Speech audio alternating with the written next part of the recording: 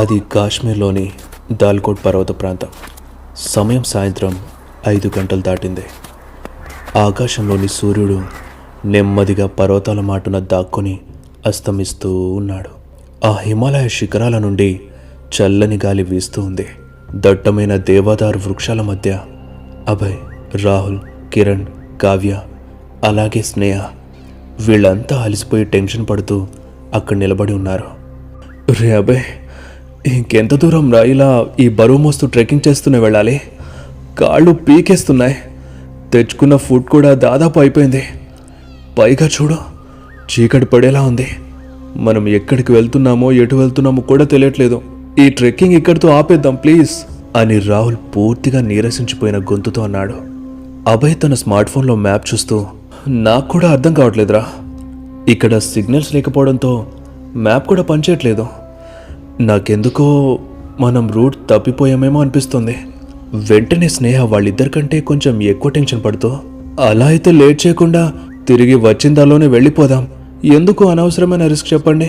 అభయ్ వాళ్ళందరినీ చూస్తూ, లే స్నేహ, మనం దాదాపు 15 కిలోమీటర్లు అంటే సుమారు 5 గంటలకు పైగా ట్రెక్కింగ్ చేస్తూ ఇక్కడికి వచ్చాం. మనం తిరిగి వెళ్ళడం మొదలుపెట్టినా చీకటి పడిపోతుంది. ఈ హిమాలయ పర్వతాల మధ్య, అందులోని ఈ దట్టమైన అడవిలో రాత్రిపూట ఉండే చలికి మనం తట్టుకోలేం. పైగా మన దగ్గర సరైన టెంట్లు కూడా లేవు. అంతకంటే ముఖ్యంగా ఇక్కడ మృగాలు కూడా తిరుగుతూ ఉండొచ్చు. నాకు తెలిసి అవి చాలా మందినే చంపేసి ఉంటాయి. అందరూ షాక్తో, నీకెలా తెలుసు అబ్బాయ్ అని అడగగానే, స్నేహ ఒకసారి నీ కాలి కింద చూసుకో అని అభయ్ అన్నాడు. స్నేహ మెల్లిగా కాలి కింద చూసింది. మనిషి పుర్రె తన కాలి కింద కనిపించేసరికి భయంతో గట్టిగా అరిచేసింది. అభయ్ వెంటనే స్నేహ నోటిని మూసేసి, ష్ అరవకు, వాటికి వినిపిస్తే మనం కూడా ఇలానే అయిపోతాం, అర్థమైందా? సో మనకున్న ఏకైక ఆప్షన్ ముందు ఏదైనా జనావాసం లేక ఏదైనా విలేజ్ కనిపిస్తుందేమో వెళ్దాం పదండి అంటూ తన భుజంపై ఉన్న బ్యాగ్ని సర్దుకొని ముందుకు అడుగు వెయ్యబోతూ ఒక్క క్షణమాగి వెంటనే వెనక్కి తిరిగి చూసి, ఏ కావ్య అంటూ కింద పడిపోతూ ఉన్న కావ్య దగ్గరికి వెళ్ళి తనని పట్టుకుని లేపడానికి అభయ్ ట్రై చేస్తున్నాడు. హే కావ్య, ఏమైంది? కళ్ళు తెరు. కావ్య, నన్ను చూడు. అరే లే కావ్య. కొద్ది నిమిషాల తర్వాత తడారిన పేదాలతో, వాటర్ వాటర్ ఇవ్వండి, వాటర్ అని కావ్య మూలుగుతూ ఉంది. ఏ ఎవరి దగ్గరైనా వాటర్ ఉన్నాయా? త్వరగా ఇవ్వండి అని అభయ్ అడగగానే అందరూ బాటిల్ తీసి చూస్తే అందులో చుక్క నీళ్ళు కూడా లేవు. మీరు కావ్యని చూస్తూ ఉండండి, నేను దగ్గరలో ఎక్కడైనా వాటర్ ఉందేమో తీసుకొస్తాను అని బాటిల్స్ తీసుకుని పరిగెత్తాడు. అలా చాలా దూరం కింద మీద పడుతూ పరుగు తీస్తూ ఒక చోట ఓపిక నశించి ఆగిపోయాడు. అప్పుడే తన చెవులకి నది ప్రవహించే సౌండ్ వినిపించింది. గట్టిగా ఊపిరి తీసుకుని అటువైపుగా పరిగెత్తగానే జేలుం రివర్ కనిపించింది. దగ్గరికెళ్ళి వాటర్ నింపుతూ ఉండగా ఆ పారుతున్న నీళ్లలో ఏదో అస్పష్టంగా తన వెనుక ఎవరో ఉన్నట్టుగా కనిపించింది. అభయ్ అదెవరో చూద్దామని మెల్లిగా వెనక్కి తిరిగేసరికి తలపై గన్ గురిపెట్టి కోనేరేతు అని బీఆర్ఎఫ్ ఆర్మీ డ్రెస్లో ఒక మనిషి ఎదురుగా కనిపించాడు. అతన్ని చూడగానే అభయ్ గుండెలో భయం స్టార్ట్ అయింది. ఎందుకంటే అతను పాక్ ఆర్మీనో ఇండియన్ ఆర్మీనో కనుక్కోలేకపోతున్నాడు. ఒకవేళ ఈ సోల్జర్ పాక్వాడైతే నేను ఇండియన్ అని తెలియగానే చంపేసే ఛాన్స్ ఉంది. అలా కళ్ళల్లో కంగారు చూపిస్తూ సైలెంట్గా ఉండడం చూసి, హే అలా సైలెంట్గా ఉంటావేంటి? చెప్పు, ఎవరు నువ్వు? ఏ దేశం వాడివి? అసలు ఎక్కడేం చేస్తున్నావు? త్వరగా చెప్తావా లేక బుల్లెట్ బుర్రలో దించేయాలా? అబ్బాయి భయంగా సార్ సార్ అది అని చెప్పబోతూ ఉండగానే, తుమ్ హిందుస్తానేనా అంటూ ఆ సోల్జర్ ట్రిగ్గర్ నొక్కబోతూ, హే భయపడకు, నిన్నేం చేయను, నేను ఇండియన్ ఆర్మీనే. ఇది బార్డర్ ఏరియా కదా, అందుకే మేము ఇక్కడ మఫ్టీలో తిరుగుతూ ఉంటాం. ఇంతకీ నువ్వు ఇక్కడేం చేస్తున్నా? ఇది రిస్ట్రిక్టెడ్ ఏరియా అని తెలీదా అని ఆర్మీ అడగగానే, సార్ నాకు నిజంగా తెలీదు. అసలు ఏంటంటే నేను మా ఫ్రెండ్స్తో కలిసి వెకేషన్ కోసమని సౌత్ ఇండియా నుండి కాశ్మీర్కి వచ్చాం. నాకు ట్రెక్కింగ్ అంటే పిచ్చి ఉండడంతో దాల్కోట్ మీదుగా ట్రెక్కింగ్ చేస్తూ వెళ్తుంటే సడన్గా సిగ్నల్ కట్ అయిపోయింది. దాంతో మేము దారి తప్పిపోయాం. ఎటు వెళ్తున్నామో తెలియకుండానే ఈ ఫారెస్ట్ ఏరియాకి వచ్చాం. ఇంతలో నా ఫ్రెండ్ డిహైడ్రేషన్కి గురై కళ్ళు తిరిగి పడిపోయింది. తనకు వెంటనే వాటర్ అవసరం ఉంది సార్, నన్ను వెళ్ళనివ్వండి ప్లీజ్. హే ఓకే మ్యాన్, త్వరగా వెళ్ళు. అండ్ ఇక్కడ నుండి కొద్ది దూరంలోనే మన ఇండియన్ బేస్ క్యాంప్ ఉంది. మీరంతా ఈ నైట్కి అక్కడ స్టే చేసి రేపు పొద్దున్నే వెళ్ళిపోవచ్చు. ఎందుకంటే ఇక్కడ ఉండడం ఏమాత్రం సేఫ్ కాదు, ఓకేనా అని చెప్పేసి వెళ్ళిపోయాడు. ఇక్కడ నుండి బయటపడే మార్గం దొరికినందుకు హ్యాపీగా ఫీల్ అయిపోయి స్పీడ్గా పరిగెత్తి కావ్యకి వాటర్ ఇచ్చి వాళ్ళందరినీ ఆ రివర్ దగ్గరికి తీసుకెళ్ళాడు. కాసేపు అక్కడ గడిపాక, హే గాయస్, చీకటి పడిపోతుంది, మనం త్వరగా వెళ్ళాలి, పదండి అంటూ అలా ముందుకు అడవి గుండా నడుస్తూ కొద్ది దూరం వెళ్ళగానే దూరంగా మిణుకు మిణుకుమంటూ చిన్నగా కాంతులు కనిపించాయి. బహుశా ఇండియన్ ఆర్మీ క్యాంప్ అదేనేమో అనుకుని అందరూ అక్కడికి వెళ్ళగానే విచిత్రంగా అక్కడ ఒక్క మనిషి జాడ కూడా కనిపించలేదు. ఆ ప్రాంతమంతా నిశ్శబ్ద వాతావరణాన్ని తలపిస్తోంది. ఆ క్యాంప్ చుట్టూరా ముళ్ళ కంచెలో గాలిలో గన్ పౌడర్ వాసన, అక్కడక్కడ ఇసుక సంచీలు, పాత ట్యాంకర్లు, చిరిగిన టెంట్లు, పనికిరాని ఆయుధాలు, విరిగిపోయిన ఎత్తైన రేడియో యాంటీనాలు, అలాగే శాటిలైట్ డిష్లు. అవన్నీ చూస్తే ఆ ప్రాంతం శిథిలమై ఎన్నో ఏళ్లన్నట్టుగా కనిపిస్తోంది. కానీ అక్కడ ఇంకా కొన్ని టెంట్లలో కిరోసిన్ లైట్ వెలుగుతుండడం చూస్తే ఆశ్చర్యం వేసింది. అంటే ఇంకా ఇక్కడ ఎవరో ఉండే ఉంటారు అనుకుంటూ చుట్టూ చూస్తూ ఉండగా, రే అబే, ఇక్కడ ఇండియన్ ఆర్మీ క్యాంప్ ఉందనన్నా, మరి ఎక్కడ్రా, ఎవరు లేరేంటి? నాకెందుకు ఇదంతా చూస్తూ ఉంటే భయంగా ఉంది. వాడెవడో మనల్ని కావాలని ఇక్కడికి రప్పించి ఇరికించాడేమో అనిపిస్తుంది అని వణుకుతున్న గొంతుతో కిరణ్ అన్నాడు. కావ్య చేతిని పట్టుకుని నడుస్తూ వెళ్తున్న అబ్బాయి వాళ్ల వెనుకే వస్తున్న ఆ ముగ్గురితో, అరే మనం జస్ట్ ఎంట్రీ మాత్రమే ఇచ్చాం, ఇంకా లోపలికి వెళ్తే ఆర్మీ వాళ్ళు కనిపిస్తారేమో, మీరు అప్పుడే కంగారు పడి నన్ను పెట్టకండి, ఓకే, అసలే చీకటి పడింది, త్వరగా కదలండి అని ముందుకు వెళుతూ ఉండగా, అబ్బాయి ఒక్కసారి ఆగు అన్న గొంతు వినిపించడంతో అందరూ ఉలికిపడి వెనక్కి చూశారు. రాహుల్ ఒక వైపు చూస్తూ దాన్ని చూడండి అనేలా చేయి చూపించాడు. అది చూశాక అందరూ ఒక్కసారిగా షాక్ అయిపోయారు. అక్కడున్న ఒక బోర్డుపై పాక్ టెర్రర్ క్యాంప్ అని ఉర్దూ ఇంగ్లీష్లో రాసుంది. అంతలోనే దూరంగా బయాత్ తర్బియాత్, బయాత్ తర్బియాత్ అన్న నినాదాలు భీకరంగా వినిపించసాగాయి. అందరి గుండెల్లో భయం విపరీతంగా పెరిగిపోతోంది. ఆ నినాదాలు మెల్లిమెల్లిగా వాళ్ళున్న ప్లేస్కి సమీపిస్తున్నట్టు అనిపించడంతో మనం అయిపోయాం, పోయి టెర్రర్ క్యాంప్లో అడుగుపెట్టాం, ఇక వాళ్ళు మనల్ని చూస్తే మన తలల్ని ముక్కలు ముక్కలుగా కట్ చేసి పాడేస్తారు. చా, ఆ అడవిలో ఉన్న బతికే వాళ్ళమేమో, ఇప్పుడెలా, ఏం చేద్దాం అని కిరణ్ రావులు అనడంతో అభయ్కి కూడా ఏం చేయాలో తెలియడం లేదు. అప్పుడే, అభయ్ అక్కడ చూడు, అక్కడ ఏదో బంకర్ లాగా ఉంది, అక్కడికి వెళ్ళి దాక్కుందాం పదండి అని కావ్య చెప్పడంతో, కావ్య నీకేమైనా పిచ్చి పట్టిందా, అది సేఫ్ అని ఎలా అంటావు, ఆ బంకర్ కూడా వాళ్ళ ప్లేస్లోనే ఉందిగా, అక్కడ దాక్కుంటే వాళ్ళకి తెలీదా అని రాహుల్ అన్నాడు. లేదు రాహుల్, నేను నేషనల్ జియోగ్రఫీలో చూశాను, అక్కడ దాక్కుంటే దాదాపు కనిపెట్టలేరు. ఆ బంకర్లోకి వెళ్ళి వచ్చేది కేవలం ఈ క్యాంపుపై అటాక్ జరిగినప్పుడు మాత్రమే, అంతవరకు వాళ్ళు దాని వైపు కూడా రారు. మనం ఇలానే లేట్ చేస్తే ఆ ఉగ్రవాదులు వచ్చేస్తారు, ప్లీజ్ పదండి అనే లోపు బయాత్ తర్బియాత్, బయాత్ తర్బియాత్ అరుపులు వీళ్ళని సమీపించాయి. వెంటనే అక్కడి నుండి ఎత్తులో ఉన్న ఆ బంకర్ దగ్గరికి వెళ్ళి బలంగా ఉన్న ఐరన్ డోర్ని తీయడానికి ట్రై చేస్తున్నారు. చాలా కాలంగా తెరవకుండా ఉండిపోవడంతో ఆ డోర్ తుప్పుపట్టి వాళ్ళ బలమంతా ఉపయోగించినా అది ఓపెన్ అవ్వడం లేదు. మరోవైపు ఆ అరుపులు మరింత దగ్గరవుతూ ఉన్నాయి. ఇంతలో ఏదో శక్తి వాళ్లకు తోడైనట్టు అమాంతం ఆ డోర్ కిర్రుమంటూ తెరుచుకుంది. ప్రాణభయంతో క్షణం కూడా ఆలస్యం చేయకుండా లోపలికి వెళ్ళి గట్టిగా డోర్ని మూసేశారు.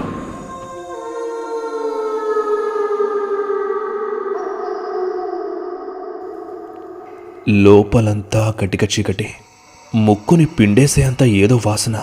ఇక వాళ్ళ మొబైల్ టార్చ్ ఆన్ చేసి చూస్తే బంకర్ గోడలపై ఎండిపోయిన రక్తపు మరకలు, సగం చిరిగిపోయి ఉన్న పాత మ్యాప్లు, తుప్పుపట్టిన ఆయుధాల పెట్టెలు, కమ్యూనికేషన్ రేడియోలు, అలాగే నేలపై అక్కడక్కడ రక్తపు మరకలతో ఆర్మీ దుస్తులు, దాంతోపాటు ప్రీతి గొలిపేలా మనిషి ఎముకలు, పుర్రెలు కనిపించాయి. దాంతో అందరూ వణికిపోయి ఓ మూలను కూర్చున్నారు. భయాత్ థర్ భయాత్.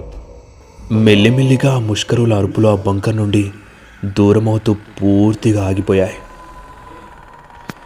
ఒక్కసారిగా నిశ్శబ్దం ఆవరించడంతో వాళ్లల్లో భయం మరింత పెరుగుతూ ఉంది.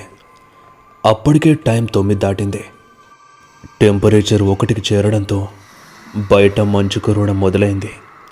చలికి తట్టుకోలేక అందరూ బ్యాగ్లో ఉన్న బ్లాంకెట్స్ తీసుకొని లైటర్తో ఆర్మీ బట్టలను అంటించి చలి కాచుకుంటూ ఉన్నారు. అభయ్, కావ్య ఒకే దగ్గర హత్తుకొని కూర్చోగా స్నేహ, కిరణ్ వాళ్ళ పక్కనే కూర్చున్నారు. రాహుల్ మాత్రం ఒక్కడే వాళ్ళని చూస్తూ, అభయ్, ఇప్పుడు మన పరిస్థితి ఏంటి? బయట ఆ ఉగ్రవాదులు వెళ్ళిపోయారనుకుంటా, మనం తిరిగి వెళ్ళిపోదామా అని అనగానే అభయ్ ఆలోచిస్తూ, బయట చూసావా, మంచు కురుస్తోంది. ఈ చలిలో మనం బయటకు వెళ్ళలేం. వెళ్ళినా వాళ్ళు మనల్ని చూసే ప్రమాదం ఉంది. పైగా మనకి నడిచే ఓపిక కూడా లేదు. ఎలా వెళ్తాం? అభయ్, అలా అయితే మనం తిండి లేక ఆకలితో ఇక్కడే చేస్తాం. అవునా అభయ్, ఎలాగోలా వెళ్ళిపోదాం.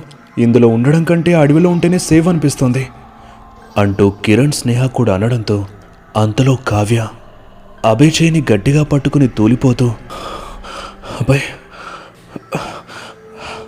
సఫకేటింగ్, నాకు ఊపిరి తీసుకోవడం కొంచెం కష్టంగా అనిపిస్తుంది. స్టమక్ కూడా చాలా పెయిన్గా ఉంది. నా వల్ల కావడం లేదు. ఐ కాంట్ బ్రీత్ అని కళ్ళు మూసుకుపోతూ చెప్పగానే తన బ్యాగ్లో తినడానికి ఏమైనా ఉందేమో అని చెక్ చేశాడు. ఖాళీ బిస్కెట్ కవర్స్ కనిపించాయి. అప్పుడే రాహుల్ ఒక బిస్కెట్ ప్యాకెట్ తెచ్చి అభయ్ చేతికిస్తూ, సారీ అభయ్, ఇదొక్కటే ఉంది. మిగిలిన ఇద్దరు కూడా అడ్డంగా తలూపుతూ ఏం లేదని చెప్పారు. ఇక ఒక్క బిస్కెట్ ప్యాకెట్ని కావ్యకి తినిపించి మిగిలిన అందరూ ఒక్కొక్కటి పంచుకొని తినేశారు.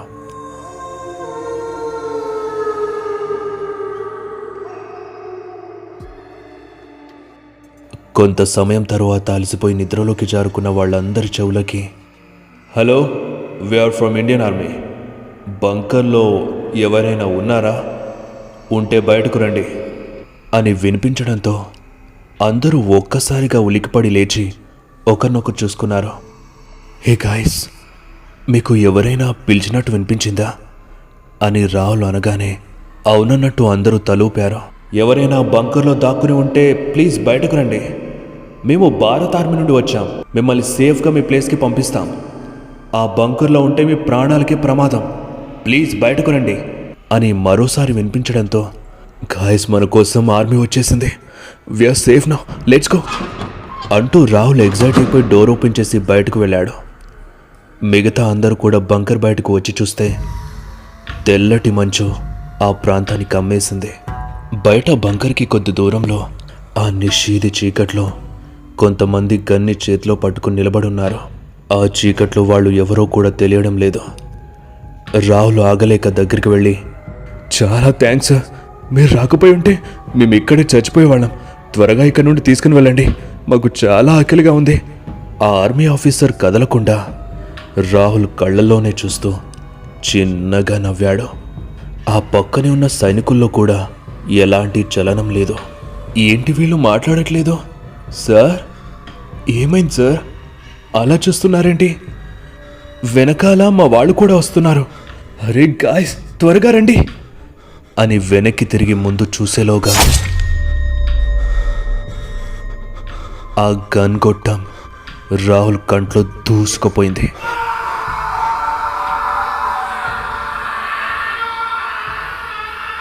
इनका खून बहा दो, इधर से कोई बचकर ना जाएगा.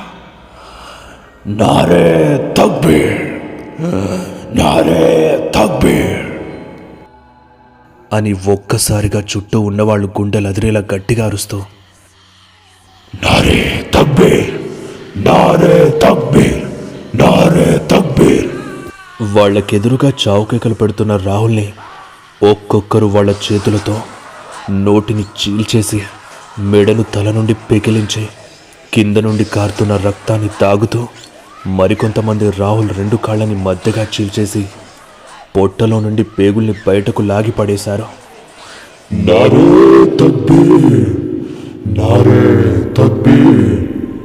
ఆ బంకర్ ఎదురుగా ఇదంతా చూస్తూ షాక్తో అక్కడే శవాల్లా మారిన ఆ 4 వైపు ఆ ముష్కర్లు చూసి ఊదర్చలో అని వాళ్ళ వైపు పరిగెత్తారు.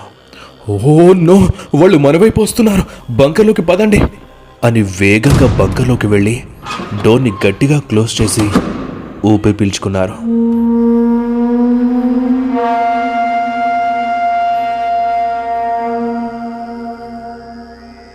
అందరి గుండె 200 మైళ్ళ వేగంతో కొట్టుకుంటూ ఉంది. గడ్డకట్టే చలిలో కూడా వాళ్ళందరి శరీరాలు చెమటతో వేడెక్కాయి. అబ్బాయ్, వాళ్ళెవరు? అసలు వాళ్ళు మనుషులేనా? వాళ్ళ ముఖాలేంటి అంత భయానకంగా ఉన్నాయి? పాపం, రాహుల్ని మన కళ్ళ ముందే అంత దారుణంగా చంపేశారు. అసలు ఇది నిజంగా జరుగుతుందా? ఇదంతా నా కలనా అని కిరణ్ ఏడుస్తూ అనేసరికి, లేదు కిరణ్, నాకెందుకు వాళ్ళు మనుషుల్లో కనిపించడం లేదు. ఆ మాటకి అందరూ భయంతో అభయ్ వంక చూస్తూ, మనుషులు కారా? కాకపోతే మరి ఇంకేంటి? చెప్పు అభయ్, మమ్మల్ని భయపెట్టుకు ప్లీజ్ అని స్నేహ అనడంతో, చెప్తాను. వాళ్ళంతా ఇక్కడ కొన్ని ఇయర్స్ బ్యాక్ జరిగిన ఇండో పాక్ యుద్ధంలో చనిపోయిన ఆ ఉగ్రవాదుల ఆత్మలేమో అనిపిస్తోంది. నేను ఇక్కడికి వచ్చే ముందు కొన్ని సైట్స్లో పిఓకే గురించి కొన్ని స్టోరీస్ చదివాను. ఈ పిఓకేలో చాలా కాలంగా శిథిలమైన టెర్రర్ బేస్ క్యాంపులో రాత్రుల్లో ఎవరూ లేకున్నా అరుపులు వినిపించేవని, పొరపాటున ఇటువైపు ఎవరు వచ్చినా వాళ్ళ ఆనవాళ్ళు కూడా దొరికేవి కాదంట. ఆ తర్వాత ఈ ఏరియాని రెస్ట్రిక్టెడ్ ఏరియా కింద మార్చేశారు. ఈవెన్ భారత ఆర్మీ కూడా ఈ ప్లేస్ని డేంజర్ జోన్గా ప్రకటించి ఎవరు కూడా ప్రవేశించకుండా పూర్తిగా బార్డర్ని క్లోజ్ చేసింది. కానీ మనమే ఇక్కడికి వచ్చి బలైపోతామని నేను అనుకోలేదు. అయినా ఇదంతా నా వల్లే. నేనే రాహుల్ని చంపేశాను అని అభయ్ బాధపడుతూ ఉండగా, అభయ్, కిరణ్, డోర్ తెరవండిరా, నాకు చాలా నొప్పిగా ఉంది, నన్ను లోపలికి రానివ్వండి, డోర్ తీయండిరా, నాకు చాలా ఆకలిగా ఉంది, నేను రాహుల్ని అని ఒక్కసారిగా ఆ పిలుపు బంకర్ బయట నుండి వినిపించింది. అదిగో రాహుల్ బతికే ఉన్నాడు, నేను వెళ్ళి డోర్ తీస్తాను అంటూ కిరణ్ డోర్ దగ్గరికి వెళ్ళగానే, ఏ కిరణ్, మైండ్ దొబ్బిందా? రాహుల్ మన కళ్ళ ముందే పీస్ అయ్యాడుగా, అప్పుడే మర్చిపోయావా? వాడిక లేడు. ఆ దెయ్యాలు మనల్ని బయటకు రప్పించడం కోసం ఇలా చేస్తున్నాయి, ఓకే అని అభయ్ చెప్పగానే కిరణ్ వెనక్కి వెళ్తూ ఉండగా, కిరణ్, నేను నీ బెస్ట్ ఫ్రెండ్ని కదరా, డోర్ తీయు. ఆ అభయ్ గాడి మాటలు వినిపించుకోకు, వాడికి నేనంటే ఇష్టమే లేదు, డోర్ తీ, నాకు ఆకలిగా ఉందిరా. ఆ మాటలు విని కిరణ్ తట్టుకోలేక స్నేహని వెళ్ళి గట్టిగా పట్టుకుని ఏడ్చేశాడు. కొంతసేపటికి బయట నుండి ఆ అరుపు ఆగిపోయింది. అప్పుడే స్నేహ, అభయ్, ఈ పిశాచాలు రాత్రి మాత్రమే తిరుగుతాయి కదా, పగలైతే బయటకు రావు, అలా అయితే మనం రేపు ఉదయాన్నే వెళ్ళిపోవచ్చుగా. ఓ గాడ్, అవును కదో, అరే నేను దీని గురించి అసలు ఆలోచించనే లేదు. సరే, ఈ రాత్రికి ఎలాగోలా గడిపేసి రేపు పొద్దున్నే వెళ్ళిపోదాం అని అభయ్ అన్నాక అందరూ భయంగా ఆ రాత్రిని గడిపేశారు.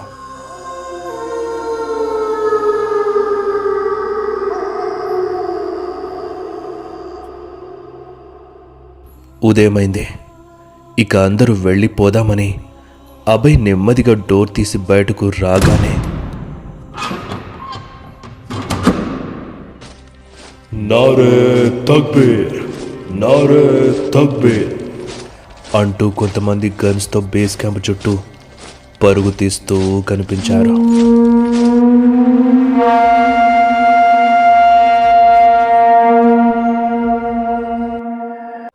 మీరు కూడా సపోర్ట్ చేయాలి అనుకుంటే జాయిన్ బటన్ పై క్లిక్ చేసి మెంబర్షిప్ తీసుకోండి. దీనివల్ల మీకు ఎక్స్క్లూజివ్ కంటెంట్ కూడా లభిస్తుంది. ఒకవేళ మీరు మన ఛానల్ని కొత్తగా విజిట్ చేసినట్లయితే ఇప్పుడే సబ్స్క్రైబ్ చేసి KCW మల్టీవర్స్లోకి విచ్చేయండి. ఇక్కడ horror, crime, suspense, thriller, scary science fiction, ancient fantasy horror, love emotional creepy drama, ఇంకా మరెన్నో న్యూయెస్ట్ స్టోరీస్తో మిమ్మల్ని సరికొత్త లోకంలోకి తీసుకెళ్తాను. ఇక వెంటనే ఒక లైక్ కొట్టి స్టోరీపై మీ ఒపీనియన్ని కామెంట్లో చెప్పండి. మన దెయ్యాల కమ్యూనిటీని కాపాడాలి అంటే వెంటనే స్టోరీని మీ ఫ్రెండ్స్కి షేర్ చేసి సబ్స్క్రైబ్ చేసుకోమని చెప్పండి.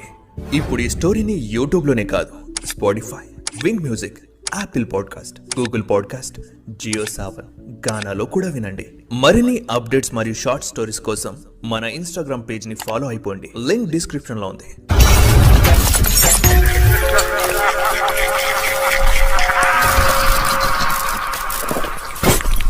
Feel the fear.